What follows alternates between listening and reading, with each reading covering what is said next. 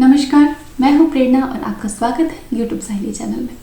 Friends, आजकल fertility की problems बहुत ज़्यादा महिलाओं को, पुरुषों को, दोनों को ही फेस करनी पड़ रही है और इसका मूल कारण है आजकल की लाइफस्टाइल। गलत लाइफस्टाइल और खान पान पुरुषों में स्पर्म और महिलाओं में एग की क्वालिटी को घटा देते हैं। आयुर्वेद में भी 7 रसों के बारे में बताया गया है और 7वां रस शुक्र धातु होता है। शुक्र धातु हमारे रिप्रोडक्टिव टिश्यूज, रिप्रोडक्टिव सेल्स यानी कि एग और स्पर्म को बनाने के लिए रिस्पॉन्सिबल है और शुक्र धातु का पुष्ट होने के लिए बाकी 6 धातुओं का पुष्ट होना जरूरी है, क्योंकि रस, रक्त, मांस, मेद, अस्थि, मज्जा और अंत में आता है शुक्र। पहली धातु बनती है, उसके बाद उसी से दूसरी धातु बनती है, दूसरी धातु के अच्छा बनने से तीसरी, और ये क्रम चलता रहता है। तो अगर आपकी 7वीं धातु यानी कि शुक्र धातु पुष्ट करना है तो आपकी बाकी सारी धातुएं अच्छी होनी चाहिए, वो पुष्ट होनी चाहिए पूरी तरह से। तो अगर इनमें कोई भी दोष होता है तो रिप्रोडक्टिव इश्यूज डेफिनेटली आते हैं। तो हम कह सकते हैं कि हमारी लाइफ स्टाइल और डाइट का क्रक्स, एक निचोड़ है एग और स्पर्म की क्वालिटी। तो अब इसको ठीक करने के लिए क्या करना चाहिए? आज मैं स्पेशली एक्सरसाइज की बात करने वाली हूँ, क्योंकि आज मैं सिर्फ एक ही चीज़ बताऊंगी एक्सरसाइज में, और उसका महत्व आपके लिए जानना और उस चीज़ को फॉलो करना बहुत इंपॉर्टेंट है। आज मैं आपको वॉक, सिंपल जो हम वॉक करते हैं उसका इम्पोर्टेंस बताने वाली हूँ, क्योंकि इसे जानना बेहद ज़रूरी है। बहुत आसान चीज़ है। जो महिलाएं या जो पुरुष एक्सरसाइज नहीं कर सकते, उनके पास समय नहीं होता, वो आराम से टहलने जा सकते हैं। वॉक वो बहुत आराम से कर सकते हैं। लेकिन ये चीज़ जितनी आसान है उतनी ही ज़्यादा, उतनी ही मैजिकल, उतना ही प्रभावी इसका इफ़ेक्ट है। तो बहुत आसान एक्सरसाइज है।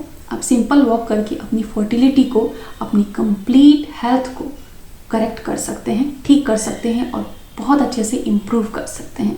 तो आइए देखते हैं कि वॉक हमारे शरीर पे क्या क्या प्रभाव डालता है। जिन महिलाओं और पुरुषों का वजन बहुत ज़्यादा होता है या जो ओवरवेट है, जिनका BMI इंडेक्स बहुत ऊपर है, 25 से भी ऊपर है, उनके लिए डेली वॉक एक वरदान की तरह है। महिलाओं में अक्सर देखा गया है कि ओव्यूलेशन के बाद से उनकी एवरी डे, एवरी आवर की कैलकुलेशन चलती है। वो बार बार सिम्टम्स ऑब्जर्व करने लग जाती हैं कि मुझे क्या सिम्टम हो रहा है और क्या सिम्टम होना चाहिए, जो कि बताए कि क्या मुझे इम्प्लांटेशन हो गया, क्या मुझे गर्भ ठहर गया है। और ये कैलकुलेशंस करते करते महिलाएं पता नहीं चलता स्ट्रेस में चली जाती हैं।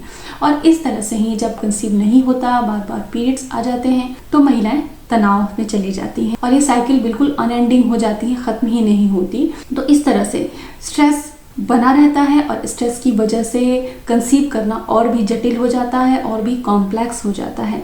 तो जब आप सिंपली वॉक करते हैं तो शरीर के अंदर एंडोर्फिन्स बनते हैं।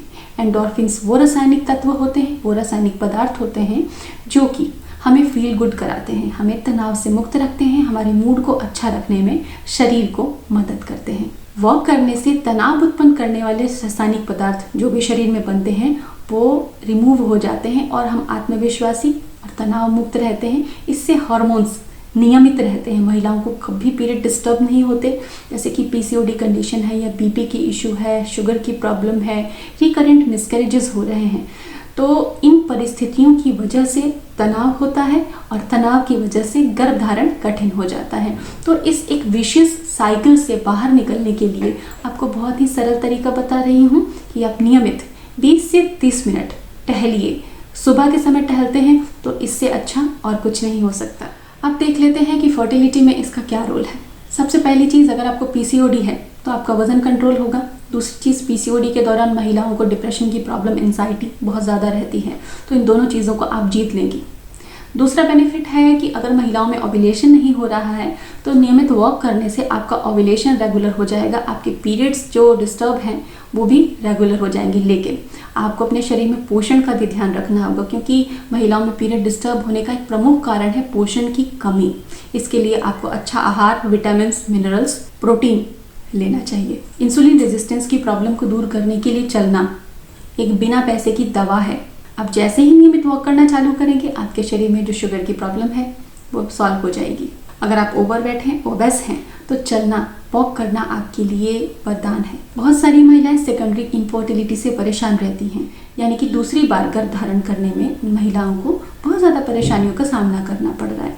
तो ऐसी कंडीशन में आप 2 चीज़ों का ध्यान रखिए। आप एक सिंपल वॉक करिए, क्योंकि वॉक पे आप अपने बच्चे के साथ भी जा सकते हैं, तो आपको एक्सरसाइज न करने का कोई भी बहाना नहीं रहेगा। दूसरी चीज़ कि आप अपने पोषण पे ध्यान दें।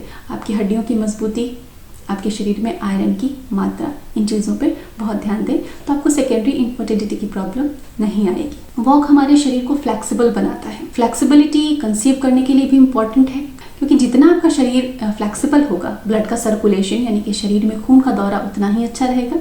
खून का दौरा अच्छा होने से शरीर के सभी अंग इंक्लूडिंग ओवरीज एंड यूट्रस और फैलोपियन ट्यूब अच्छे से काम कर पाएंगे।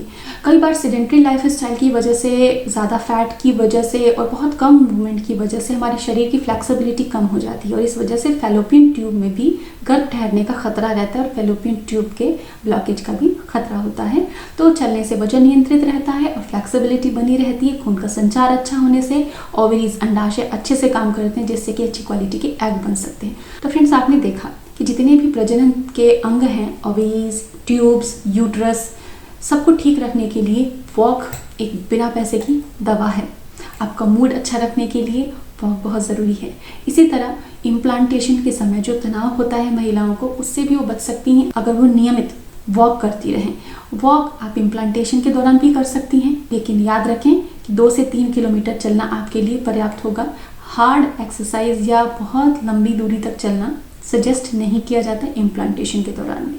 साथ ही पीरियड्स के दौरान कोई भी एक्सरसाइज सजेस्ट नहीं की जाती, लेकिन आप 1-8 किलोमीटर चल लें तो आपको पीरियड के पेन में आराम मिलता है। अगर आपके लिए संभव है, आप कर पा रहे हैं, तो आप पीरियड में वॉक कर सकते हैं। तो फ्रेंड्स, उम्मीद करती हूँ कि वॉक के फ़ायदे जानने के बाद आप भी अपनी लाइफस्टाइल को चेंज करेंगी और जल्दी से जल्दी स्वस्थ हो जाएंगी। इसी तरह बने रहिएगा यूट्यूब साहिली चैनल के साथ। अगर चैनल को सब्सक्राइब नहीं किया है तो सब्सक्राइब कर दीजिए और नोटिफिकेशन बेल को भी ज़रूर ऑन कर दीजिए।